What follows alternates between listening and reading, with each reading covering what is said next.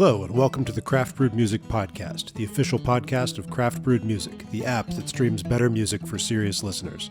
Here we explore and get to know the creators of that music. I'm Brian Horner, founder and curator of Craft Brewed Music, and I'm joined by my friend and co-host Aaron Stamen, a Craft Brewed Music artist.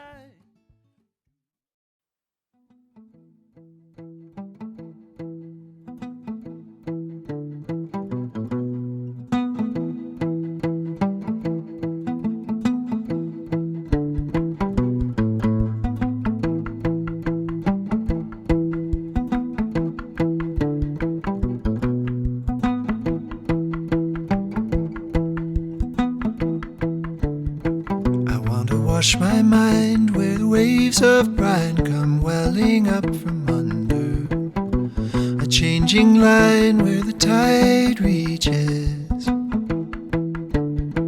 I want to hold my truth so the blaze of youth can work me fully over, an open fire on the white beaches of you.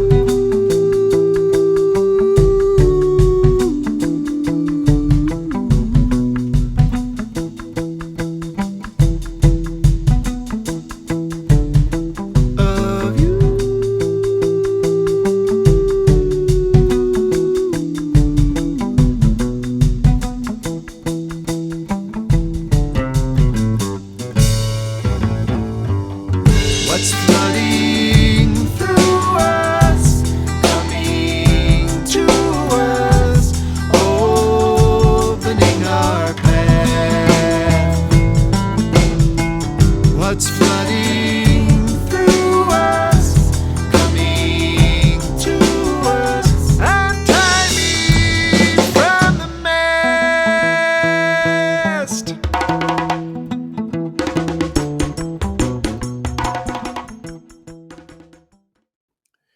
That was Untie Me from Robby Rothschild. Robby is half of Round Mountain, and he has just released his solo EP, self-titled, available everywhere music is streamed and downloaded.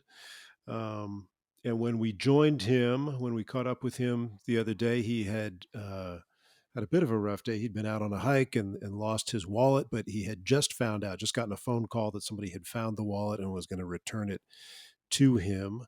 So things were looking up, and we had a really nice discussion with him about his journey and his music and kind of how he puts it all together.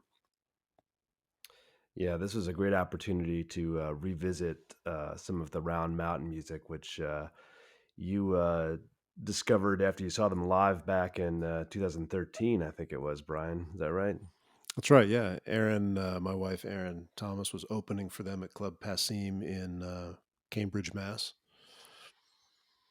And not long after that, you indoctrinated me into Round Mountain. I've been enjoying their music since then. It was great to also sink our teeth into his EP, which is, as we will discuss, a bit of a departure from what we're used to listening to the Round Mountain catalog. And as he states it himself, prominently features the theme of loss. And I'm glad we had each other to talk to during that couple weeks of intense listening. To pick each other up, that's right. And this album was co-produced with Kip Winger, of course, of Winger fame, and now also a Grammy-nominated classical composer, and who I've worked with on the management side on a few different projects, both his classical stuff and some other albums that he's produced. And we hear kind of some interesting backstory about that as well. I really enjoyed speaking with Robby about the production of this EP. Most of the tracking was done in isolation, collaborations with other musicians done remotely. And it was great to hear about how he conceived the songs and how he brought this thing to fruition. It's a great story. What's flooding through us and coming to us, untie me from the mast.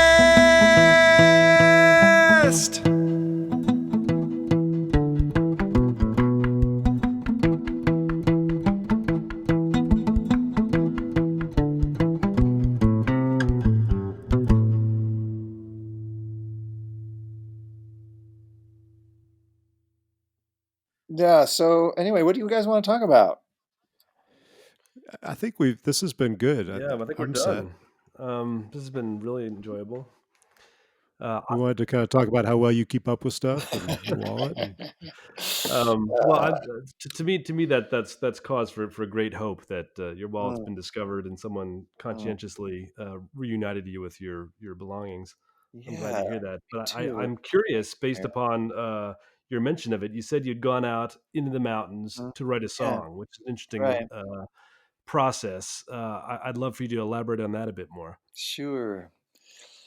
Well, that seems to be the way I do it, or at least it's my approach. It's the way that I try to go. Ask for the song is to go out with an instrument on a hike. Um, Go walking somewhere, sit down, maybe. It's a little tricky right now because my fingers are getting numb and it's so cold that I can't really play properly. But either the guitar or the kora, generally, I bring with me. Um, I've written, I think, gosh, you mentioned Save Me a Place. That one I wrote in the very spot I went to today, which is a spot I love to go. It's just down this little canyon, and I walk there with the kora or the guitar. The kora is great because it sings in the wind. So when you walk along with it, the wind might come through at an angle, and it does in these sort of sci-fi kind of ways. It makes this really beautiful, strange sound. It catches certain harmonics on the strings, um, kind of hmm, sci-fi. In fact, I think I put something about that up on Instagram last summer when I was just starting to have an Instagram account and wanting to tell everybody about stuff like that. So yeah, I take it with me, and I guess my tools for writing. I feel like the music does actually live in places, and so if I can go somewhere and try to be present and catch it there, then that place will find its way into the song. And the the other thing that I do is I talk to myself into my tape recorder, and COVID has only helped with that. It's only encouraged me. I talk to myself all the time. Um, I just document ideas and melodies and rhythms and things that might kind of surface. So I guess it's a little like trying to be a sail. We're trying to catch a stirring of air, trying to trying to be moved by what's there. And so our listeners know the settings that you're drawing inspiration from. These are all around the Santa Fe area. Well, yeah. Right now, that is where I'm from, and that is sort of the heartland of of my of my world. I like to go to places around Santa Fe. There are mountains. There, the Sangre de Cristo Mountains are east of here, and they're within. I can drive for 20 minutes and get to the place where I was today. talking about place and mountains, and obviously our listeners are actually quite familiar with you since Round Mountain, your Mm, band with your brother, is our intro and outro music and our kind of our theme that's so song. And cool. we also, yeah, and we also talked about you guys in the first episode when we were kind of trying to demonstrate the essence of craft brewed music. And as you know, I've always felt that Round Mountain displays that. Thank And you. so Round Mountain is actually a mountain near Santa Fe, correct? It sure is. Yeah, Round Mountain was a place where our parents used to take us. Char and me, used to take us to. It's about an hour drive. You have to go to the valley of the Pecos River, which the headwaters are pretty close to there, and you have to drive south and then north again around the tail of the mountains, and you come back, and right around where the road ends, there's a campground, and if you had two kind of whiny little boys, you might be able to get them to Round Mountain, but definitely no farther. And that was, I think, why our parents took us there.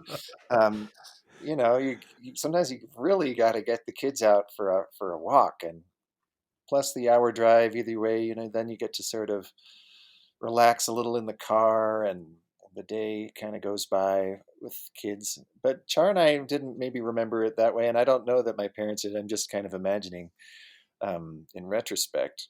But we loved going up there, and we would just kind of camp out in this big. It's sort of a rise that mightn't properly be called a mountain compared to all the jagged stuff around it. We've got Truchas Peaks and Santa Fe Baldy in the back of Lake Peak, and a very sort of high, craggy stuff. And then Round Mountain is lower and it's grassy, and but it's sort of overlooking the valley. You can see it's a point of, for us, it was a place of exploration. Like, I remember my dad sleeping there with his hat down over his eyes.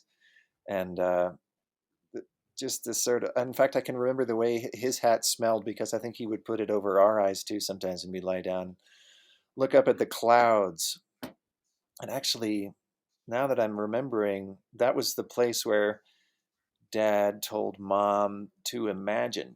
When she was in labor, he says that he told her to imagine looking up at the sky from Round Mountain and seeing the clouds Huh.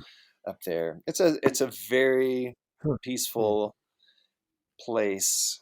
Um, there's something extremely removed from the world about that place, and also very in the heart of it. And I love, yeah. So that was why we named our musical exploration Round Mountain. Did your parents, Hmm. in addition to giving you the love of the landscape and the Mm. place, did they introduce you to music as well, you and your brother? Oh yeah, they definitely did.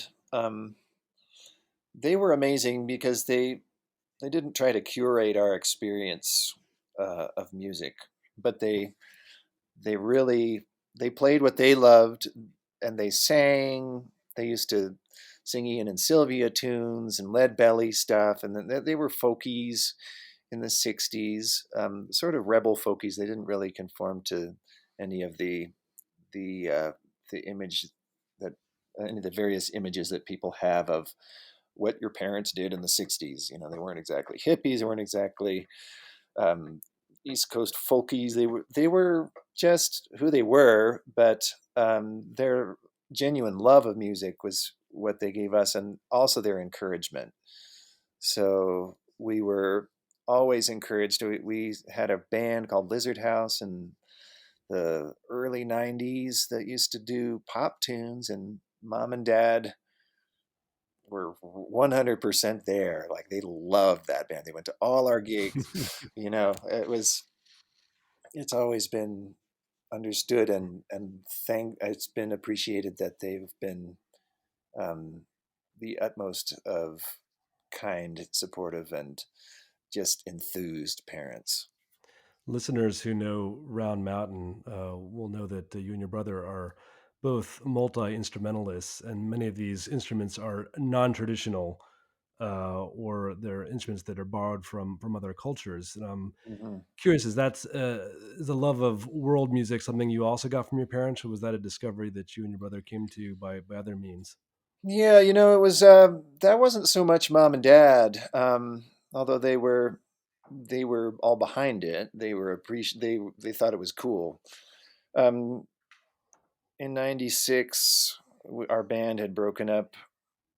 Char and I actually, and we went down to hear Andy Irvine, the Irish singer, at the Chemo in Albuquerque, maybe '95, and it it was this moment where we had just broken up with our pop band, and we were sort of slightly adrift, and he was so awesome, and we had been listening to him singing on this tape called Planksty that we had, and um, loved it. And then this realization that you could feel the energy welling up inside of us, and we said, "Oh, this is amazing." We hung out with him afterwards because there was nobody at the gig, and we said, "God, that's just the best music." And we were really kind of we're.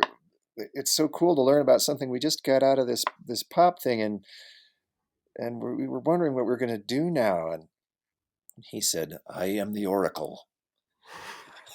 That's a good sign.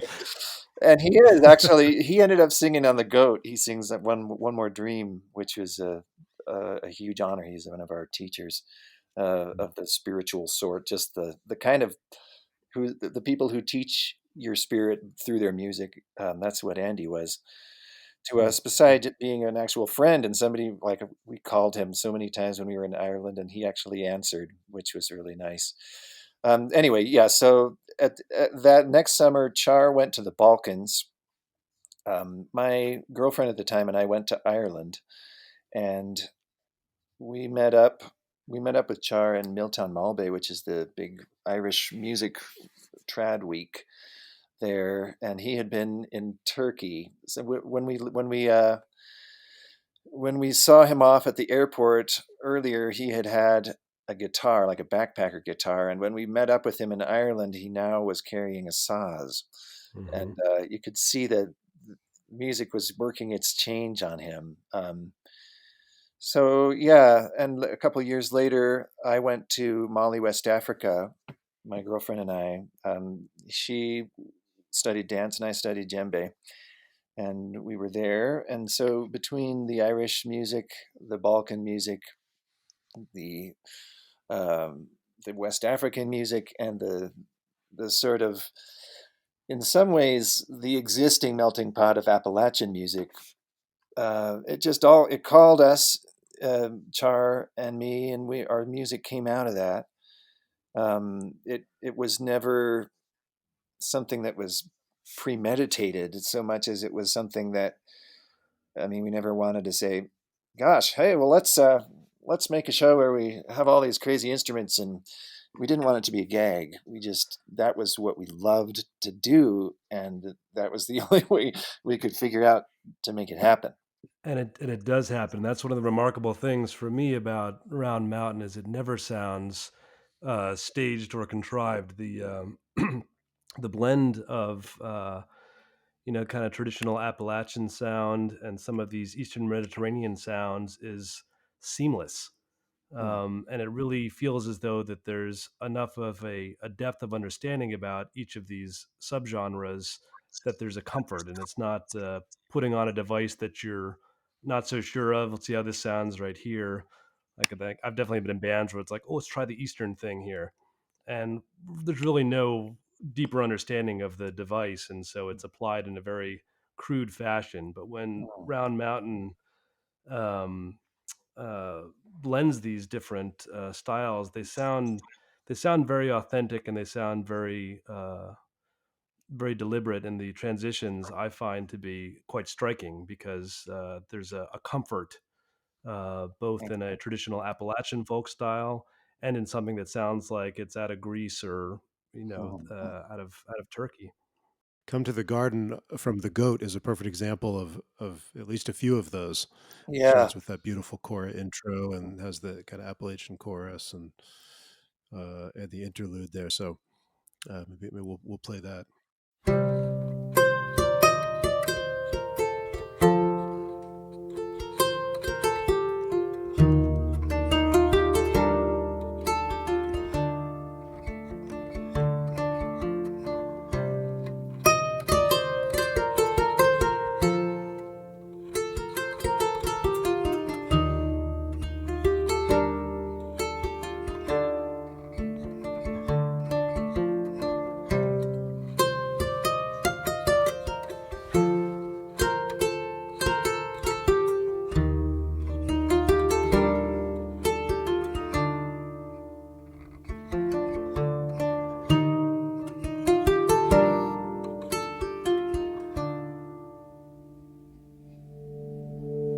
Come down to the garden in the gathering rain. Come breathe in the sage. Come heal your pain. Where roses bloom, and they bloom so wide. Leave you rolling in the garden like a little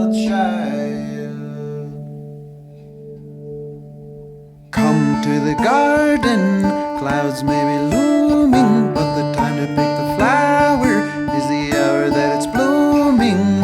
Come to the garden.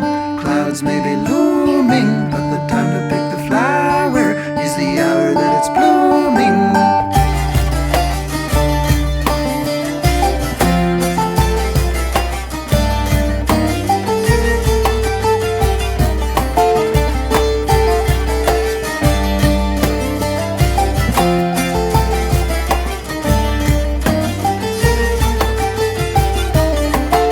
Come down to the garden with a smile so fine that it might be yours, that it might be mine. If you're already gone, come down anyway.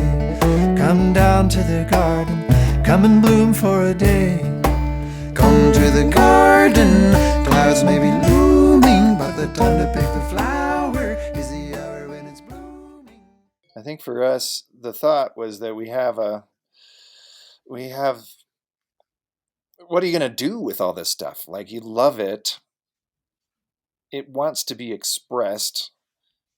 And the hope was always that we would find a way to say what we as individuals had to say respectfully, with the sort of tools and the language that had been furnished by tradition, but we never we never wanted to come off as though we thought we were masters at the traditions, nor did we, it was always really about trying to tell our own stories in a respectful and loving way, and to be part of this big world in the most expansive way we could find. I think that absolutely comes off, and it doesn't come off at all that you're trying to, put on a master class. It's just this incredibly authentic expression. Yeah, there's a sense that it's been internalized to the extent that there's a comfort there that honors the sound. Thank you. And so you guys did that, had I think 4 albums. Hmm. Is that right? 4? Yep, we had 4 albums. We wrote more material too. Um, yeah, I mean, Brian, you were around toward the end of that whole time, really, but the your enthusiasm was very helpful for us, and nonetheless, we did kind of reach the end of our what felt like our creative. It felt like the natural trajectory kind of achieved itself. Like, in spite of you don't really know what music is for, or what it's going to do, but there's just a feeling when it comes along that it's got its own motivation, it's got its own uh, mischief and work that it's going to do, and um, we kind of it felt like we went through it all, and then maybe some we maybe kept going a little past when we had hit the point of maximum resonance. And I don't it's complicated when bands stop playing, but um that was essentially what happened. We just um we And did you step back from music a little bit? Yeah, I guess we both somewhat did. I think there's a heartbreaking quality to the effort that you put into something, and Round Mountain represented, both for us and for our families, a massive expenditure of energy, and I think we were tired, among other things. Um, I didn't play music very much right away, although it was not long after Round Mountain broke up that I started doing gigs with Kip. Um, and Kip Kip, Winger, also someone who you knew from when he used to live in Santa Fe, correct? yeah, Kip Winger, who used to live in Santa Fe. Um, so it's been interesting the way the past circled back. Lizard House, our first band, actually, Kip used to teach a music business class at the College of Santa Fe in 1994 when he moved Hmm. here. And we were both in the program, Char and I, and we went to his class. and he ended up producing Lizard House's first, or not our first, but one of our 3-song demos, which actually was only 2 Hmm. songs. It was really good. We went to Nam with him, and Okay. he was a supporter. He dug the music and he was into it. And even though that band didn't end up working out, um, he called me to play on his solo stuff that he recorded out there in New Mexico. And so yeah, that he was a presence early on, and then we didn't see much of Kip from about 2020 to maybe to 2018. And then he called and said, "Hey, would you ever want to play some gigs in Japan?" And um, I said, "Yes, please." It was coming at the certain time where I was feeling like the walls were closing in my head, and just needed some fresh air. And so, so anyway, after um, after Round Mountain started to stop, after it stopped happening, um, I started doing more gigs with Kip and traveling around, and it was really great to be there with him, and to sort of just get a glimpse of his version of music, which I felt like, oh, I'm learning something from him. And that process really continued with, um, we did other tours, and in fact, we were in Australia when COVID started.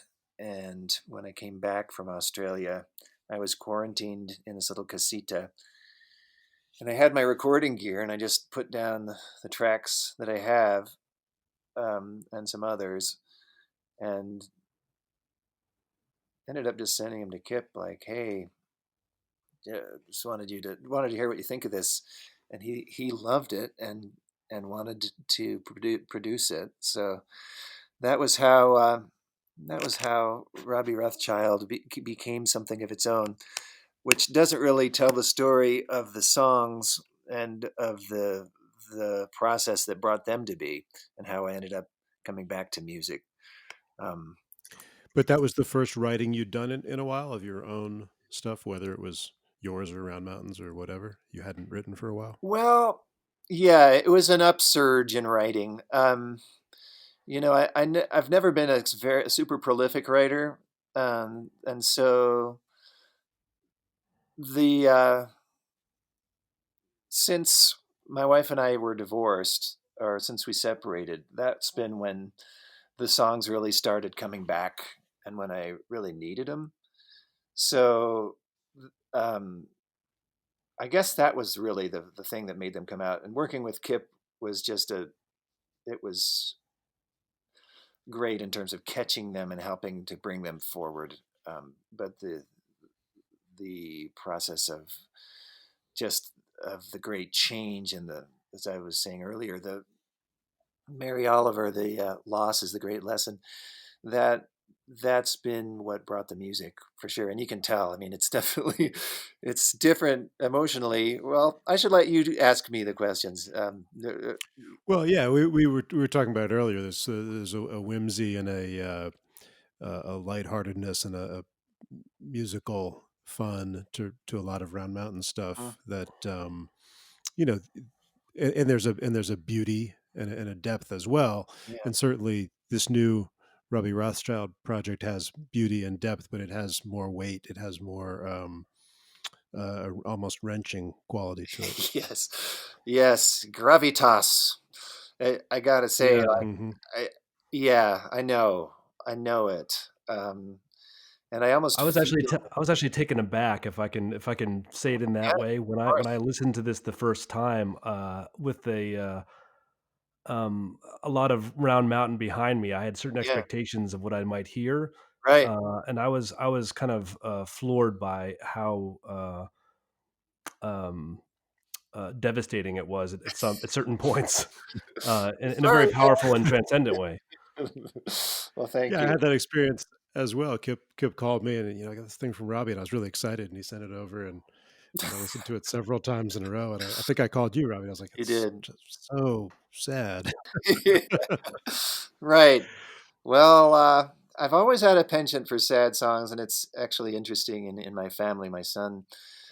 Both of my sons are dead set against sad songs. They really don't like the sad songs, and my daughter really likes them. Um, Hmm. and it's sort of it's a point of contention. I always felt guilty, even in the Round Mountain days, that we were playing too many of my like kind of more introverted numbers because those were always, in general, my stuff would have been I guess, the more moody of the Round Mountain tunes. Hmm. Um, so in some ways, it's just the perfect excuse to be, and you know, it's the perfect excuse to make more music and to just be as sad as you want. I mean, this sort of thing that can happen to people, that does happen to people, and that I chose was something um, that had a profound effect in terms of bringing the music back, and of also bringing me way deeper into that melancholy than I had ever gone before.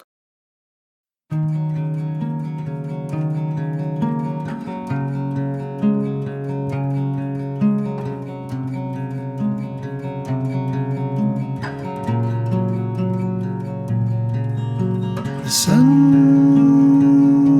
is going down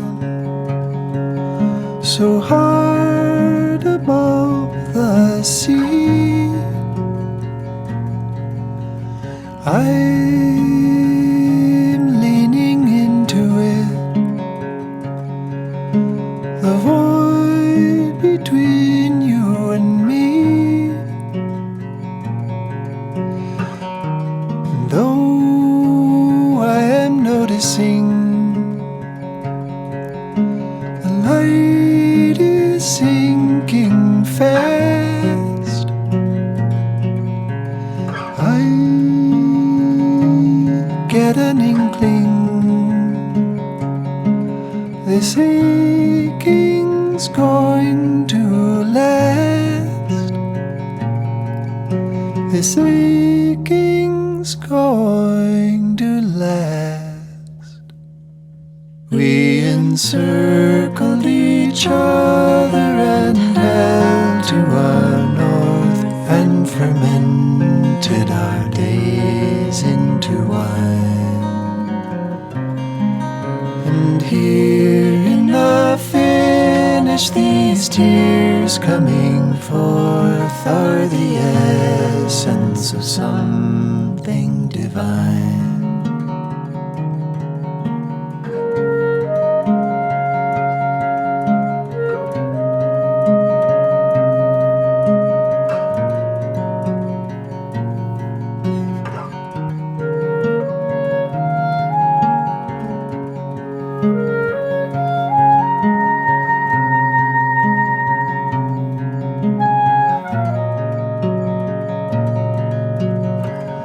What held me would destroy me. You're probably wondering, like, is this guy's just is he still that sad? And I'm not. I'm not that sad. I'm kind of sad, but I'm not as sad as I was. Um, and Well, and that's But good to hear. but you're able to capture it and put it in a bottle that other people can enjoy. Uh, yeah, right. That's what I wanted to try to go through that terrain, and maybe just the sketchings of a map, or bring something back to share with the community. um, I know that people go through shit like this all the time and worse, so I don't have any, um, you know I don't want a projector to communicate that I feel hard done by in this situation. I feel thankful that I have, um, the co-parent and the friend that I do in my ex, um, and it would be possible to listen to this and not to listen to my stuff and wonder if that was the case, just because it's so sad. But I do feel like it's but it's important one to. of the things I love about this collection of songs is that it's definitely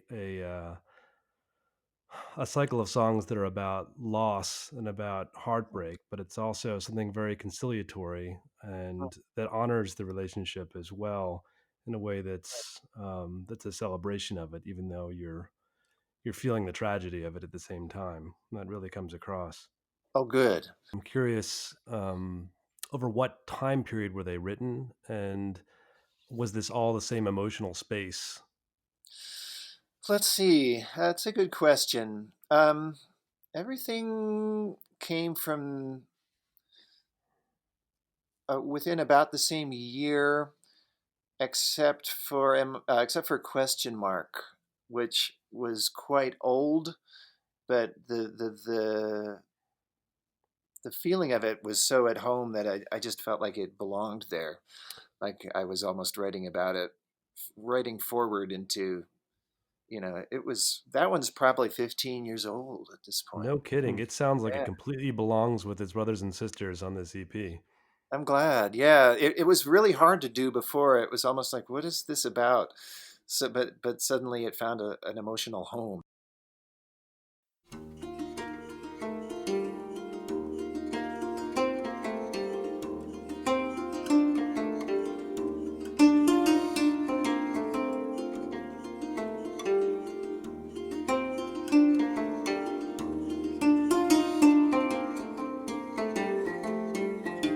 In the resounding calm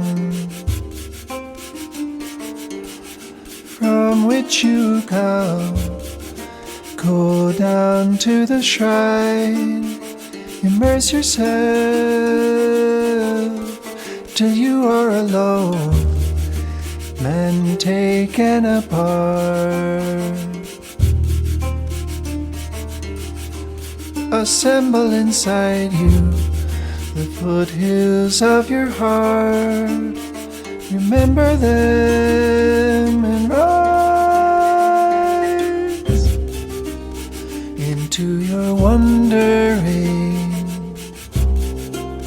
For in your wondering, a question mark is half of a heart.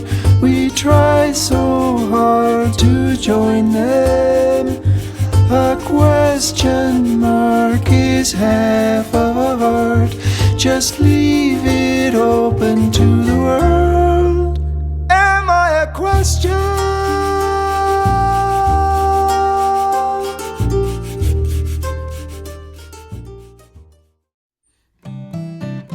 We're going to take a quick intermission for a word from our sponsor, which is us.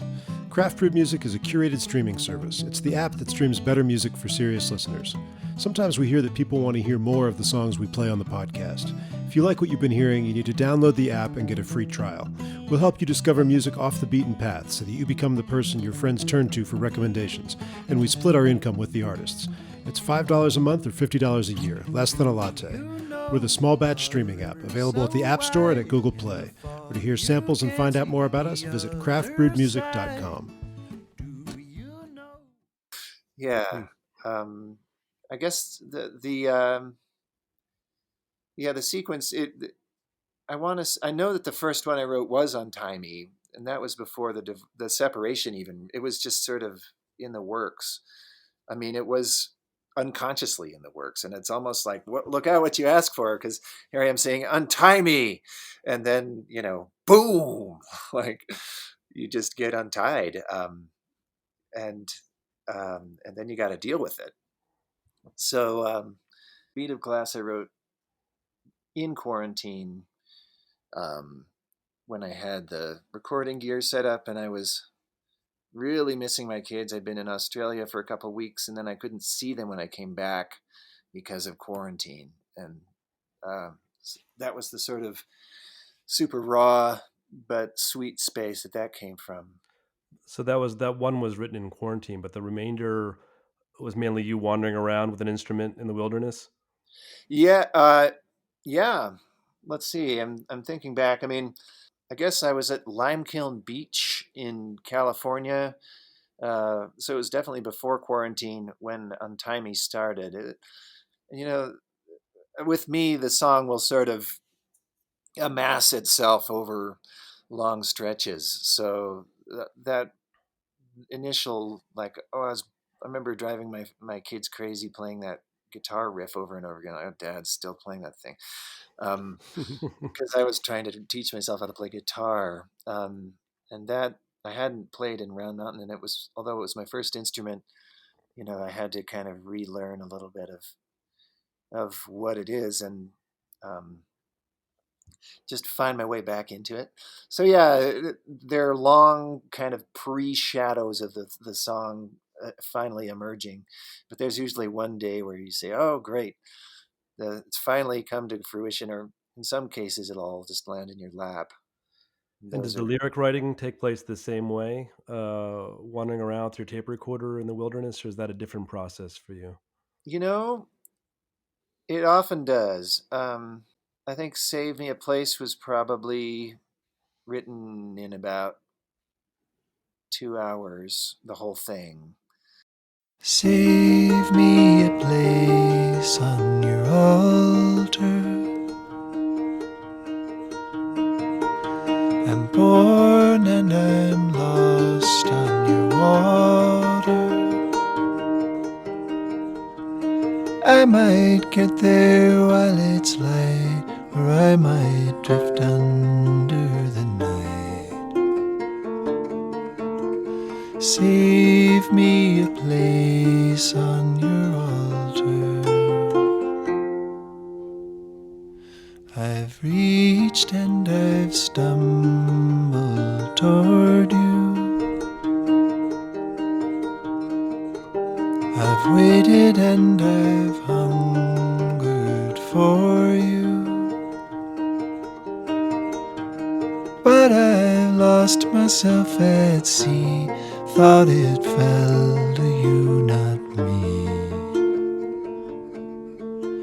to bring me to believe I was worthy. For God's sake, sometimes you just have to have the blues, and and thank God there are blues to have. But yeah, I'm feeling like the music is helping me. The experience of sharing it with people is helping me, and I hope that it's helping people too, as well as making them sad.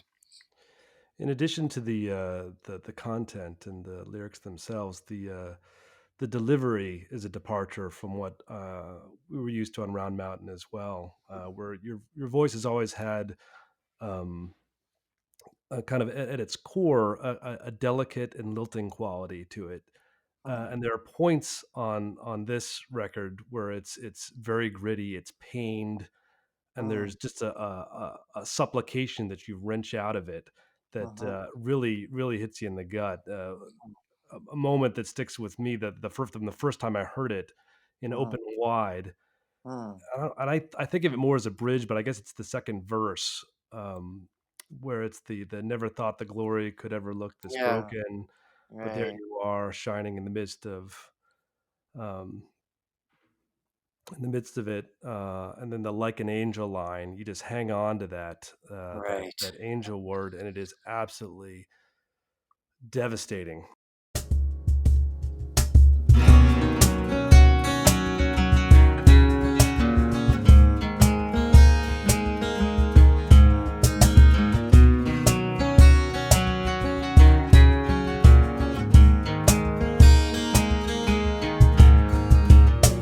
I give over this broken dam of bone, held in center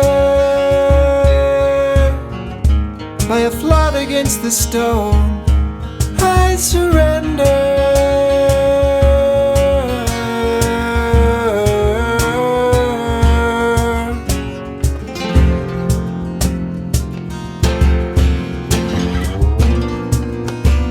Set my tongue on fire. I'll open my head and cry. You who lift me higher, where I'm broken open wide, open wide.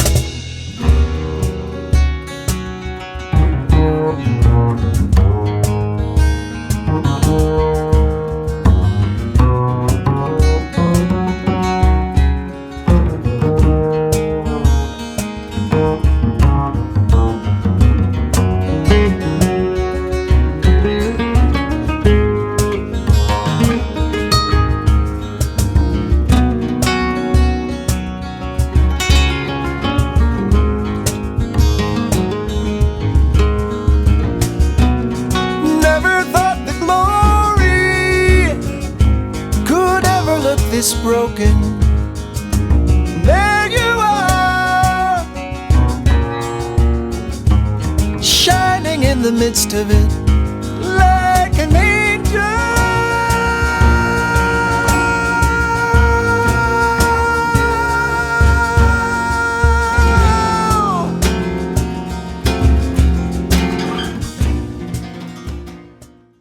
Yeah, that's for sure a pith of something there, and I wonder what my neighbors thought after like the 30, because you're hearing Mr. Winger there in he's such a wonderful singer, and he's really tried to work with me. And I remember he said, you got to do 30 different playlists of that. And like, until you get it right. And so I did. And it was loud. And, it was a pretty small little house. And I'm imagining people around being like, oh God, another playlist. He's, you know,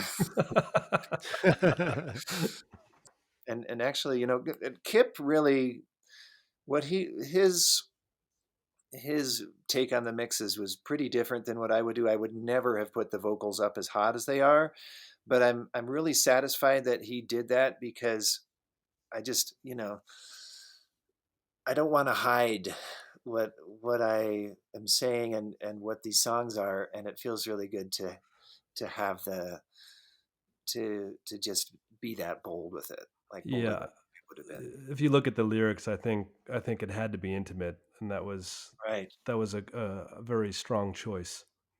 Good. Yeah, I liked listening it too, and I'm glad that he made me do 30 different playlists of vocals, because it's hard to listen to yourself sing, it really is. And this is the thing I've done that I feel the happiest about. And how prescriptive was Kip Winger during all this? Did he kind of give you a free rein to give him the raw material, or was he more involved with the part building? No, he was not involved.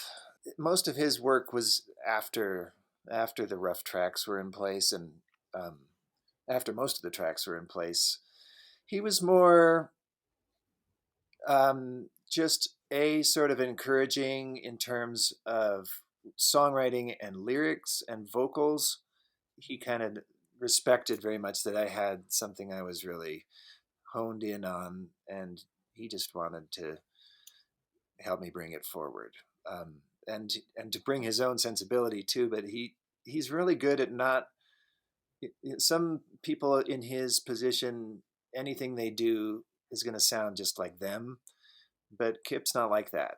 He actually, um, he's got a lot of depth and a lot of breadth, and he could hang in this situation as well as. I remember he sent me. We were having a little bit of back and forth about the amount of reverb to use on the mixes, and he sent me this mix in the middle of the night. It was like, "Save Me a Place," and he had this cathedral verb on it. And it was like, wow. I was trying to listen to it in a way that I would like, and I tried for a while, and I think I ended up writing him an email like, "Wow, that's a really unusual effect. There's something to it, but you know." And he was like, "Dude, that was a total joke. Yeah. I'm just fucking with you, man." So, like, That's funny. yeah, Well, yeah, I've worked on this is the third project I've worked on with him, and they've all been very, very different from each other, and all very different from Winger. So, right. Yeah. No, he's got a gift in that way. That's it's impressive to me that he's completely dedicated to music and to its pursuit, and his life is all about that. But he's able to pull off so many different kinds of things. Yeah, I really respect that guy. I'm really happy he's on board here.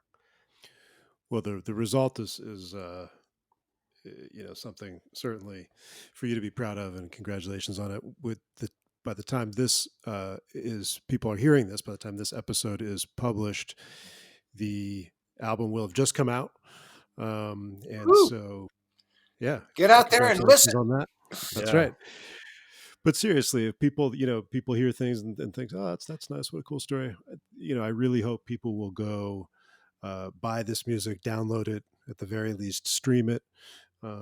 Me too. And because they'll be better for it, as well as supporting Yeah. the maker of the art. Yeah. Thank Right. And it's everywhere that music is. It'll be everywhere that music is consumed. So you. go get it. Right. But make sure you have a friend to talk to after listening to this EP, just to check in on you, make sure you're okay. It's powerful stuff. Oh, thank you. I'm glad I had Brian for this.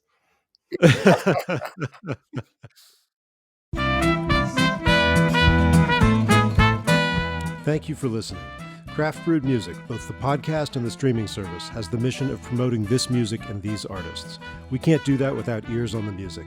So if you like what you've heard here, we're going to ask 2 small favors. First, tell someone about the podcast.